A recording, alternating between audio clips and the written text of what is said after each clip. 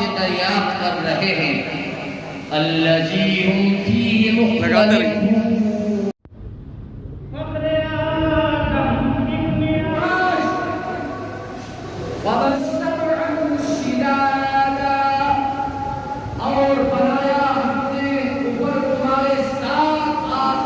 चमकदार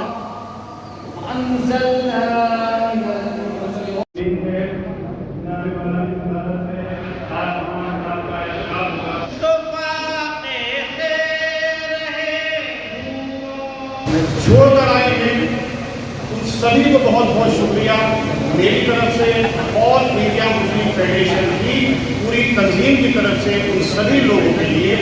वो इसलिए क्योंकि ये तंजीम हमारी और आपकी है, तो बहुत बहुत मुबारकबाद इस चीज़ के लिए कि आपने अपनी तंजीम को जिंदा रखने के लिए वक्त निकाला, यहाँ पर मौजूद हुए। देश कार्यकारी का गठन होगा, आप सब लोगों के सामने उन लोगों का ऐलान होगा जिन्हें प्रदेश में जिम्मेदारियां दी जाएंगी।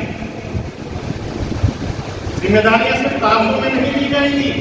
मुझे पूरा भरोसा है कि मैंने जिन लोगों को अपनी स्टेट कमेटी में दाखिल किया है वो बहुत ही जिम्मेदार लोग हैं, होनहार लोग हैं, जोशीले लोग हैं और ऐसे काबिल लोग हैं कि जिनको जो ओहदा दिया गया है वो उस ओहदे के लायक हैं। अभी थोड़ी ही देर में मैं एक एक करके उन सभी लोगों का नाम पुकारूंगा और वो यहाँ पर स्टेट कमेटी के लिए हमने यहाँ कुर्सियाँ डाल रखी हैं। एक एक करके यहाँ तशरीफ लाएंगे, बैठेंगे और जोरदार तालियों के साथ में आप सब लोगों का इस्तेमाल भी करेंगे। सबसे पहले मैं नाम पुकारना चाहूँगा मोहतरमा शबाब खान। बहुत बहुत मुबारक आपको। पहले लिए प्रदेश कमेटी में प्रदेश उपाध्यक्ष की हैसियत से काम कर चुकी है और आगे भी हमें वही उम्मीद है इनसे कि मुझसे ज्यादा और अच्छी जिम्मेदारी से इंशाअल्लाह हमारे साथ में कमेटी में काम करेंगे इंशाअल्लाह। बहुत बहुत मुबारक।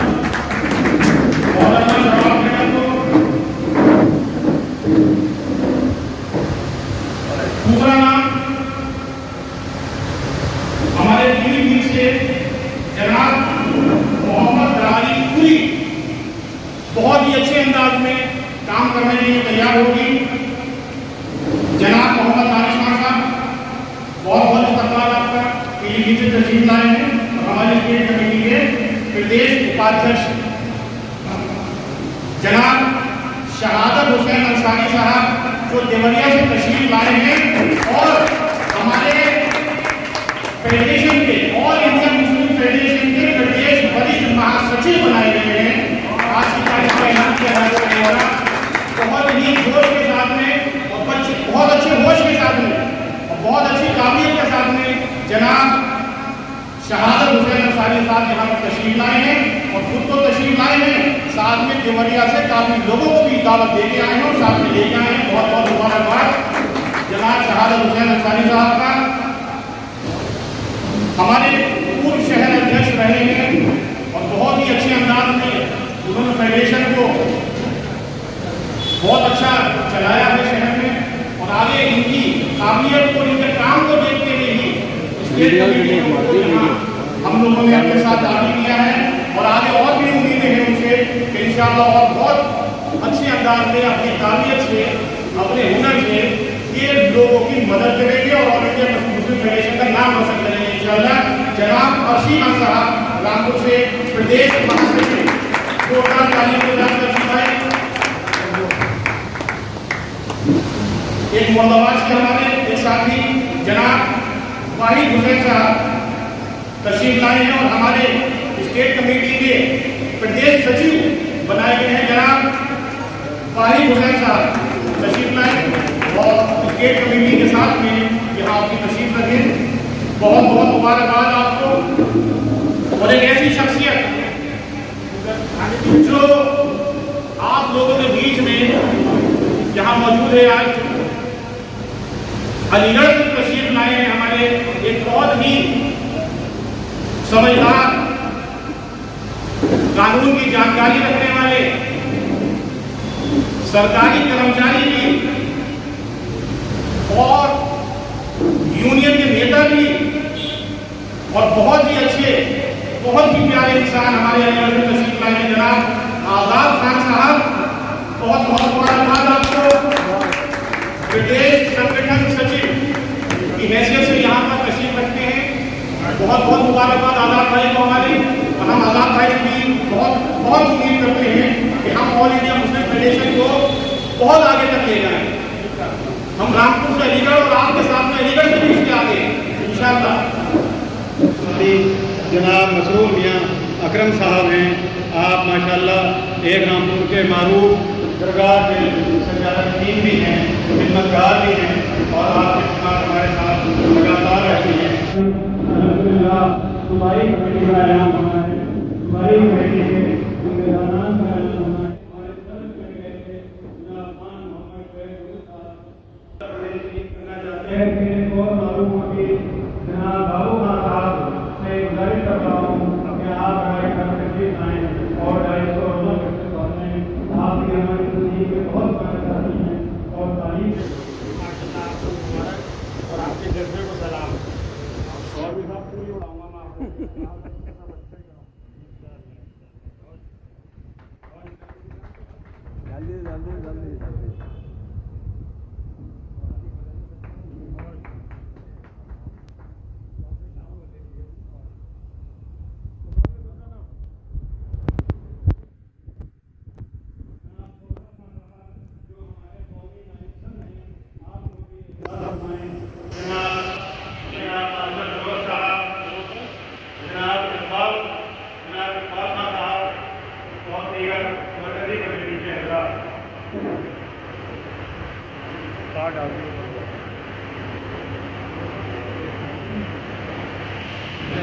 और इंतहाई बहुत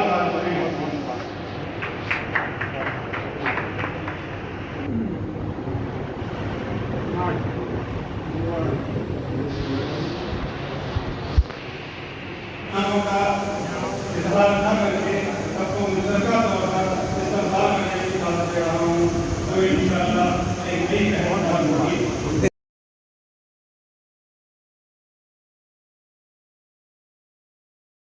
रामपुर से रेड हैंडेड समाचार पत्र के लिए इकबाल खान की रिपोर्ट।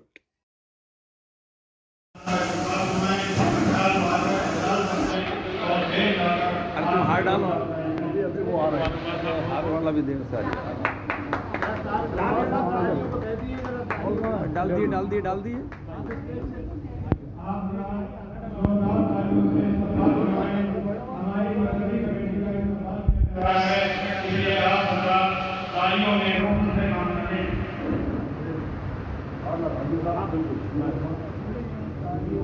अपने गुजारिश कर रहा हूँ आप तमाम अदालत से कि बाबू खान साहब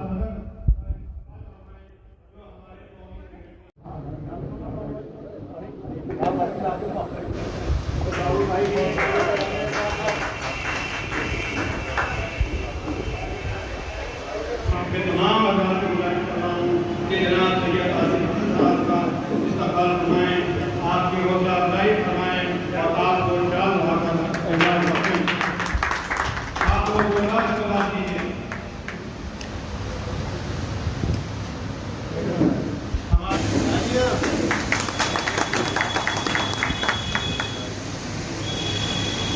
जनाब रहा जान की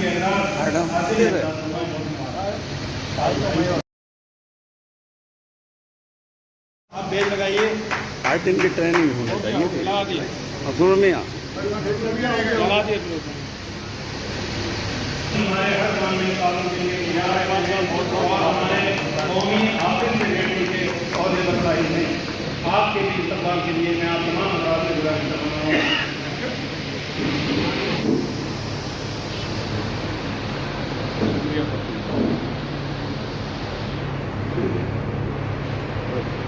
शुक्रिया, बहुत बहुत शुक्रिया। बहुत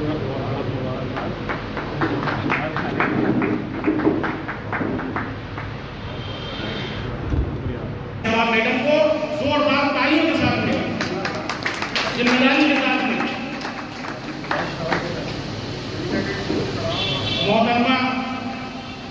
शबाब खान है। और गौर से पहचान लीजिए अब आप इनको, ये पहले से ज्यादा और पहले से बहुत ज्यादा फुर्तीलेपन से इंशाल्लाह काम करेंगी, उम्मीद है। इस्तेमाल कीजिए, शॉल उड़ाकर इस्तेमाल कीजिए और हार पहनाकर इनका इस्तेमाल कीजिए, जोरदार तालियों के साथ में इनका इस्तेमाल कीजिए। तशरीफ लाने के लिए और ऑल इंडिया मुस्लिम फेडरेशन की जिम्मेदारी खुद से उठाने के लिए बहुत बहुत मुबारकबाद। बैच लगाकर, हार पहनाकर और शॉल पहनाकर बहुत बहुत मुबारकबाद भाई आपको।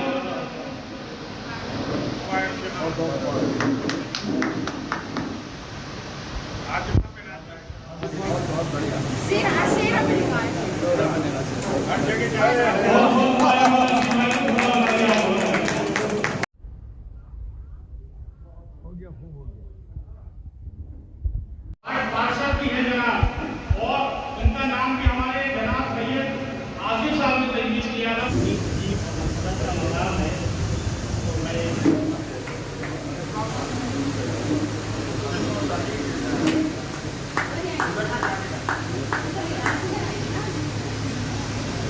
अगला नाम मुर्दाबाद मंडल से जनाब मोहम्मद इकबाल खान साहब।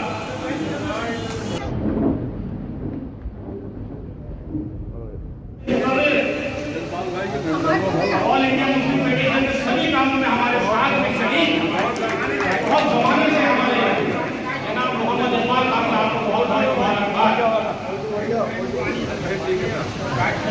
और इसी दौर में मुर्दाबाद का जब नाम आया, मंडल का जब नाम आया, तो हमने जिला कमेटी का बैच दे दिया। जिला कमेटी का बैच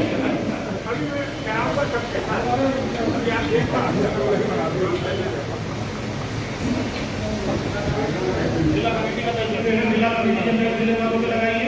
गठन नहीं हो जाता तब तक के लिए जनाब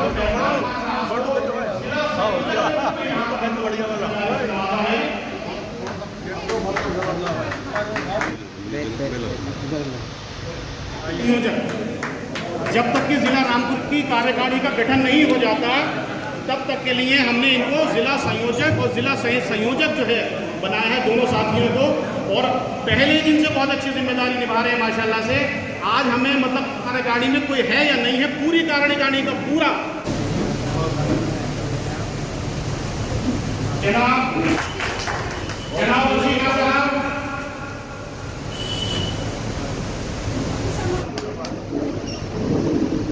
जरा इस्तेमाल कीजिए गौर से।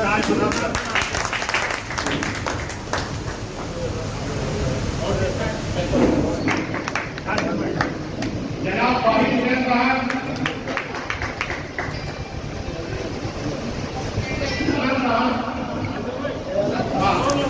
आवाज में आगे आ गई। बहुत बहुत शुक्रिया आप अलीगढ़ से। बहुत बहुत मुबारक आबाद भाई के फोटो में भी मामला आपके साथ में अलीगढ़ से तशरीफ लाए हैं।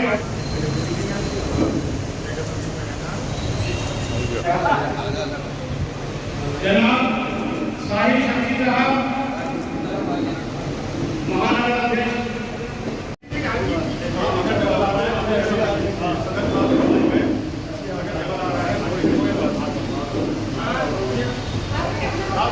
छूटना नहीं चाहिए। मुबारकबाद आपको।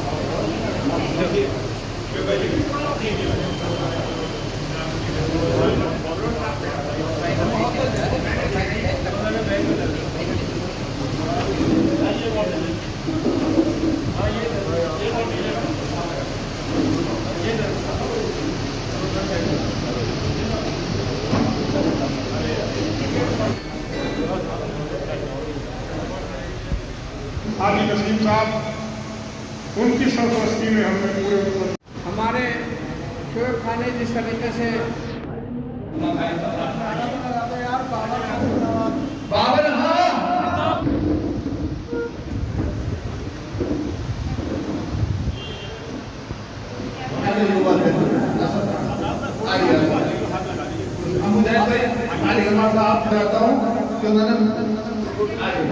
असद खान साहब और हमारे कार्यक्रम साहब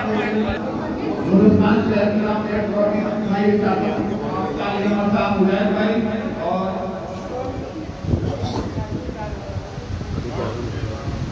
आज जो है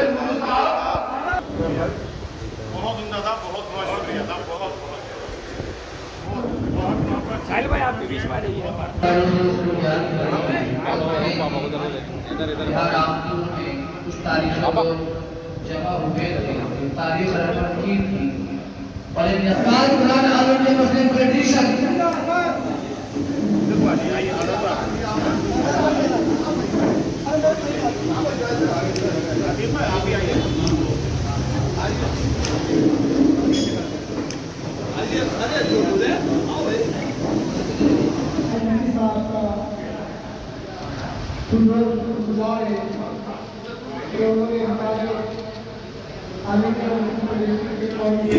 एक ऐसी हस्ती को बुला रहा हूँ जो पूरे हिंदुस्तान में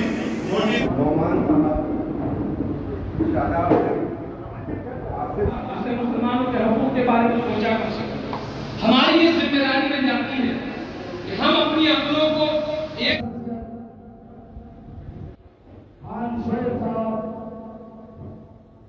बहुत सारे लोग उससे पहले से कहते थे कि जब भी कमेटी बनती और नई कमेटी बनाई गई है कि मुझे भी रामपुर चलना है और जुड़ना है।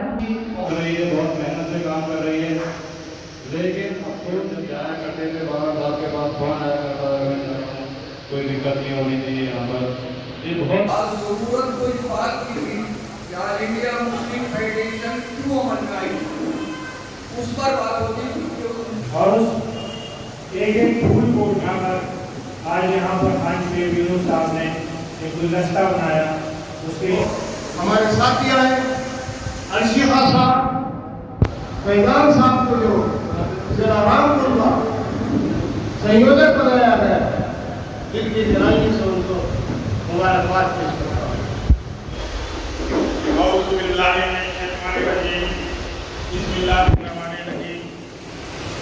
आज की खूबसूरत बंद की निजामत कर रहे मेरे छोटे भाई मोहतरम मास्टर नौमान गाजी साहब और डाइस पर मौजूद हमारे बहुत पुराने साथी जनाब कौसर खान साहब, कौमी नायब सदर भाई हाजी जमीर रिजवी एडवोकेट साहब, सीनियर कौमी जनरल सेक्रेटरी, उनके हमरा तशरीफ फरमा मुरादाबाद से आए हैं सैयद हसन आसिफ हसन साहब, हाजी आसिफ साहब, राहत जान खां, मोहसिन खां, मसरूर मियां अकरम, बाबू खां सदर और मुरादाबाद से तशरीफ लाए मेरे भाई परवेज खान साहब, कौमी जनरल सेक्रेटरी, मोहतरमा जवाब खान साहिबा पीलीभीत से तशरीफ लाए हमारे कोहिनूर आलम साहब।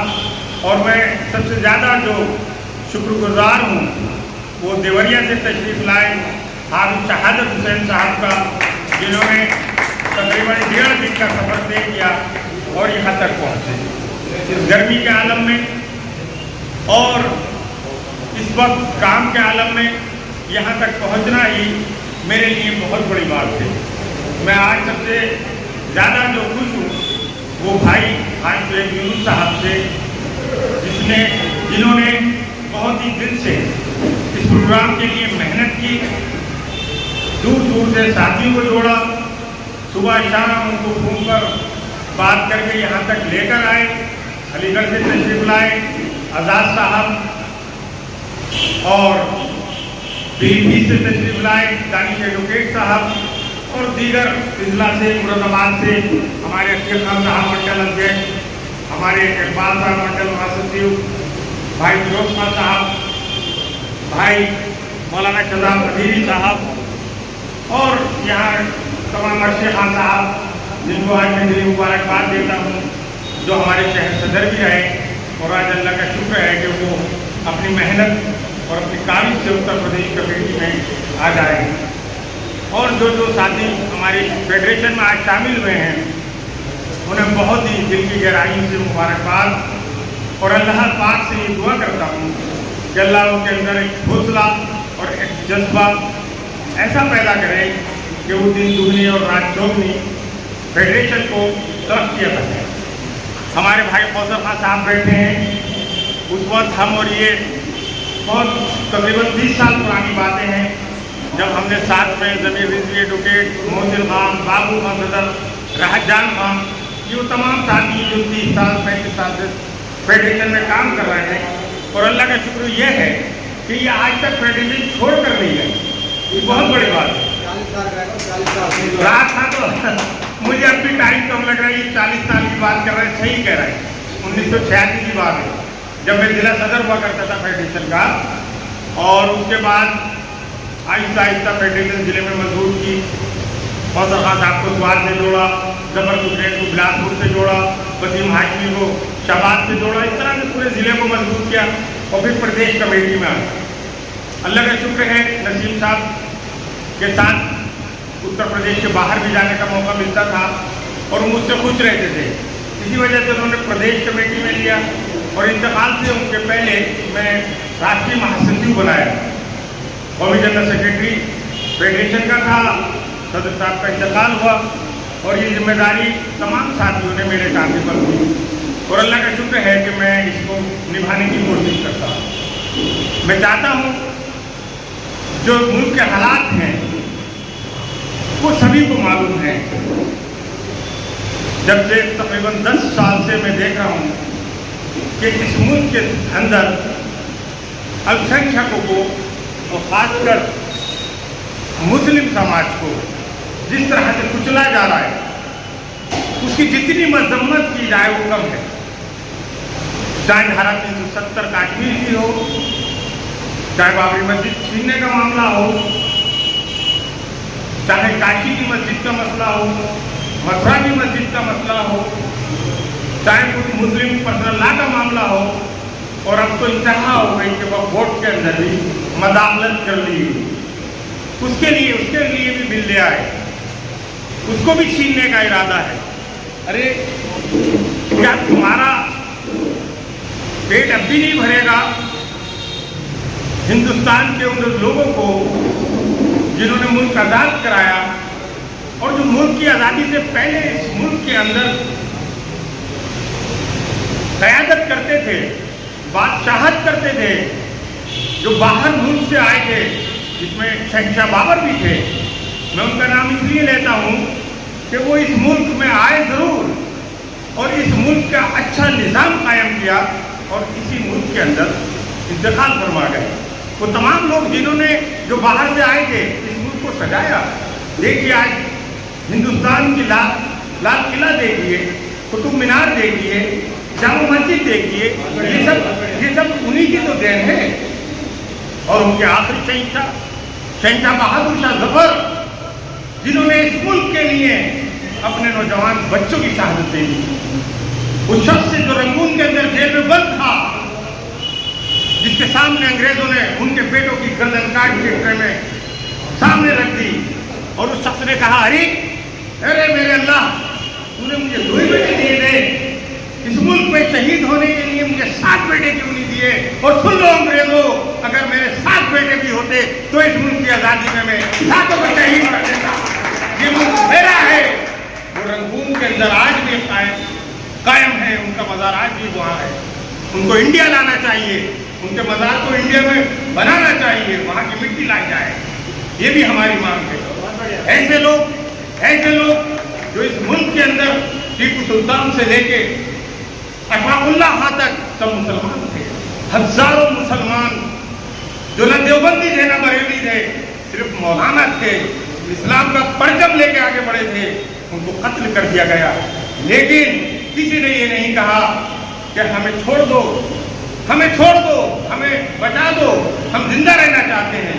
सबने एक ही बात कही कि हम इस गुलाम भारत में रहना नहीं चाहते, हमें आज़ादी चाहिए, चाहे हमारे गले में फांसी का फंदा लटका दो। और उसमें सबसे बड़ी शख्सियत का नाम था मौलाना मोहम्मद अली जौहर, जिनकी वालदा का नाम था मोहतरमा बी अम्मा। जब महात्मा गांधी रामपुर तशरीफ लाए थे जौहर साहब के पास, तो बी अम्मा ने एक टोपी उनको उड़ाई थी जिसका नाम पड़ा गांधी टोपी। मौलाना मोहम्मद अली जौहरी वो शख्सियत थे जुनैद के अंदर जाकर जब हिंदुस्तान की आज़ादी पर तकरीर की तो अंग्रेज भी दांतों तले उंगली दबाया करते थे और ये कहते थे कि क्या स्पीकर है। इंग्लिश के अंदर बोलने वाला हिंदुस्तान का माहिर शख्स था। पंडित जवाहरलाल नेहरू और महात्मा गांधी ये कहा करते थे कि अगर जौहर बंधु नहीं होते तो ये मुल्क आजाद भी नहीं होता। मैं ये बात बार बार कहता हूँ इसलिए कि तुमने हिंदुस्तान के इतिहास से मुसलमानों को हटा दिया, हमारी शानों को खत्म कर दिया, लेकिन तुम्हारे खत्म करने से हम खत्म नहीं होंगे। हम कमजोर नहीं हैं। तुम चाहे जितना भी हमारा खून बहा दो, चाहे तुम जितना भी हाफिज जुनैद का कत्ल कर दो, मॉब लिंचिंग के नाम पर हाफिज जुनैद को मार दो, या मॉब लिंचिंग के नाम पर मोहम्मद खान को मार दो, या मॉब लिंचिंग के नाम पर जुनैद को मार दो, लेकिन हमारे हौसले फिर भी कम नहीं होंगे। हम इस मुल्क के वफादार लोग हैं और ये मुल्क के अंदर हमारी वफादारी है कि हम इस मुल्क के अंदर कोई इस तरह की बात नहीं करते जिससे हिंदू मुस्लिम गंगा जमनी तहजीब को खतरा पड़े, खतरा पैदा हो। हम उनसे भी ये कहते हैं जो बाबरी मस्जिद शहीद करने वाले थे, जिन्होंने बाबरी मस्जिद छीन ली, कि याद रखो अल्लाह की ताकत को। अल्लाह की ताकत बेमिसाल ताकत है, उसकी लाठी बेआवाज है, वो जब चलती है तो फिर किसी को नहीं देखती।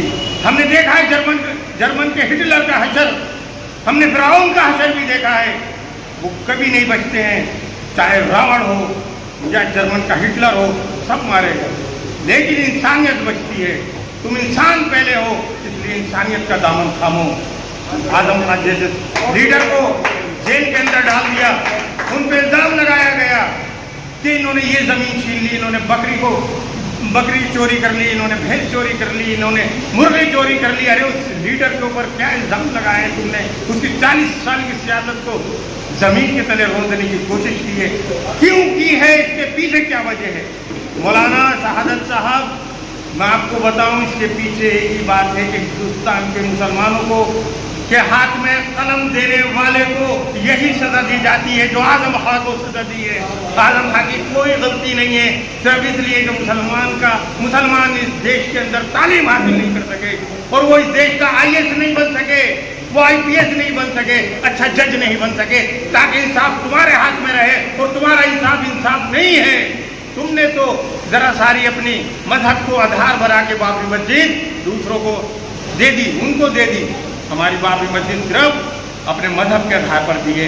तुमने खुद ये तस्लीम किया कि नहीं ये बाबरी मस्जिद है, लेकिन हालात ये हैं, अपने फैसले में लिख दिया कि बाबरी मस्जिद हिंदू भाइयों को दे दी जाए। क्या तुम्हारा फैसला है?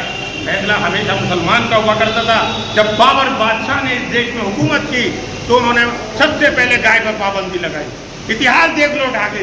उन्होंने कहा कि यहाँ हिंदू भाई रहते हैं और हमें गाय को नहीं काटना है, उनकी दिलाजारी हो जाएगी, उनके दिल को तकलीफ पहुंचेगी।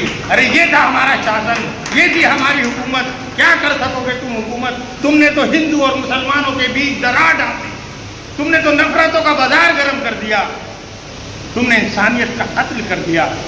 ये कभी हिंदुस्तान का इतिहास तुम्हारे बारे में आगे चलकर नहीं लिखेगा। RSS वो जमात है जिसने मुल्क के उन लोगों के कत्ल करा दिए जिसमें महात्मा गांधी थे। कौन था नाथूराम गोडसे? मुझे बताया जाए। नाथूराम गोडसे को आज भी ये लोग मानते हैं, RSS वाले आज भी उसका जन्मदिन मनाते हैं। और महात्मा गांधी जिसने इस मुल्क की आज़ादी के लिए अपनी पूरी जिंदगी लगा दी, जो राष्ट्रपिता बन के रह गया, ना प्रधानमंत्री बना, राष्ट्रपति बना, जो सब कुछ बन सकता था, उसने सबको लेकर चला, उस इंसान का कत्ल करा दिया। ये RSS वाले इस मुल्क को तकसीम कराना चाहते हैं। उनकी सोच ये है कि किसी तरह से मुल्क के अंदर फिर दो टुकड़े हों और मुसलमानों को निकाल दिया जाए, लेकिन ये उनकी सोच गलत है। ये मुल्क हमारा है और इंशाअल्लाह हमेशा हमारा रहेगा। और इस मुल्क पर कभी कोई आँच आई तो मैं और तमाम साथी और मुसलमान इस मुल्क का अपने मुल्क के साथ खड़ा मिलेगा इंशाअल्लाह। मेरे जुनून का नतीजा जरूर निकलेगा। अच्छा हाँ, मेरे जुनून का नतीजा जरूर निकलेगा और इसी सियाह समंदर से नूर निकलेगा। आप दारा अल्हम्दुलिल्लाह रब्बिल आलमीन। बहुत बहुत शुक्रिया। ऑल इंडिया मुस्लिम फेडरेशन की आज उत्तर प्रदेश की कमेटी बनाई गई है और हमारे खान शुएब खान साहब जो उत्तर प्रदेश के सदर हैं, इन्होंने आज अपनी कमेटी बनाई और हमारे यहाँ बहुत दूर दूर से लोग आए। इसमें हाफिज़ शहादत साहब मेरे बराबर में बैठे हैं जो देवरिया से तशरीफ़ लाएँ। इनको उत्तर प्रदेश का जनरल सेक्रेटरी बनाया गया है। अलीगढ़ से आज़ाद साहब आए हैं और मुरादाबाद से हमारे परवेज़ साहब, अतीक खान साहब मंडल अध्यक्ष और तमाम साथी अलग अलग शहरों से तशरीफ़ लाए हैं और आज पूरी प्रदेश की कमेटी बनाई गई है। ये मुसलमानों के मसाइल पर काम कर रही है, जिसमें मुसलमानों का रिजर्वेशन का मसला है। हम चाहते हैं कि ऑल इंडिया मुस्लिम फेडरेशन की तरफ से हमारी जो मांग है, मुसलमानों को इस मुल्क के अंदर आर्थिक पिछड़ेपन पर 20% रिजर्वेशन मिलना चाहिए, जिससे मुसलमानों के बच्चे अच्छी तालीम हासिल करें तो उनको अच्छे ओहदे पर मौका मिले, उन्हें कुर्सी मिलना चाहिए। तो रिजर्वेशन हमारा ख़ास मकसद है। दूसरे, हम मुसलमानों की एजुकेशन पर काम कर रहे हैं। हम चाहते हैं सरकार से भी कि सरकार इसके अंदर सेंट्रल सरकार जो है केंद्र की, वो एक अलग से मुसलमानों के लिए तालीम पर बजट दे, ताकि मुसलमानों के बच्चे, चूँकि गरीबी है, मुसलमानों की आर्थिक पिछड़ापन है, ऐसे हालात में मुसलमान अपने बच्चों को अच्छी तालीम हासिल नहीं करा पा रहे हैं। तो उनके लिए एक गवर्नमेंट अगर बजट दे दे तो मुसलमानों के बच्चे भी अच्छी तालीम हासिल करेंगे और अपने मुल्क की खिदमत कर सकेंगे। अच्छा बाबर भाई, ये जानना चाहेंगे अभी आपका एक सवाल था जिसमें आपने अभी एक मांग की है बहादुर शाह जफर को लेकर, तो उनका यहाँ पर मज़ार बनना चाहिए, तो क्या कहाँ तक आपने मांग की है और किस तरीके से? हम केंद्र सरकार को, प्रधानमंत्री को और राष्ट्रपति को, दोनों को यहाँ से लिखकर भेजेंगे कि चूँकि बहादुर शाह जफर इस मुल्क के आखिरी शासक थे और उनकी आज़ादी के अंदर बहुत कुर्बानियाँ रही हैं और इस वजह से उनको जो है वो हिंदुस्तानी थे, तो उनको हिंदुस्तान में उनकी मिट्टी को लाया जाए और यहाँ पर जो उनकी कब्र इंतकाल से पहले बनाई गई थी उसी कब्र में दफन किया जाए। ये हमारी मांग है। अच्छा, मुग़लों को लेकर तो अक्सर ये बीजेपी जो है वो निशाना साधती रही है और आप मुग़ल बादशाह की कब्र की मांग कर रहे हैं यहाँ पर मिट्टी लाने वाले, तो आपको लगता है कि कहीं? देखिए, आज हालात क्या हैं मैं नहीं कह सकता, लेकिन मैं तो वो बात कह रहा हूँ कि उन्होंने इस मुल्क के लिए अपनी कुर्बानी दी है। जो भारतीय हैं, जब हम मुल्क के अंदर हमारे जो फ़ौजी भाई हैं, हम उनकी हिमायत करते हैं और वो अपने जाड़ा गर्मी में खड़े होकर इस मुल्क की सरहदों पे हमारी हिफाजत करते हैं, तो हम उन शहीदों को भी याद करते हैं, जिसमें अशफाकुल्लाह खान साहब हैं, टीपू सुल्तान हैं और ये हैं आपके बहादुर शाह जफर साहब। तो ये सब आज़ादी के लोग थे, इन्होंने आज़ादी में अपनी योगदान दिया है, अपनी कुर्बानियाँ दी हैं। तो इसलिए हम चाहते हैं कि उनको इस मुल्क की मिट्टी नसीब हो। उनका कहना ये था कि इस मुल्क के अंदर मुझे दफन किया जाए, इसलिए हम ये मांग करते हैं।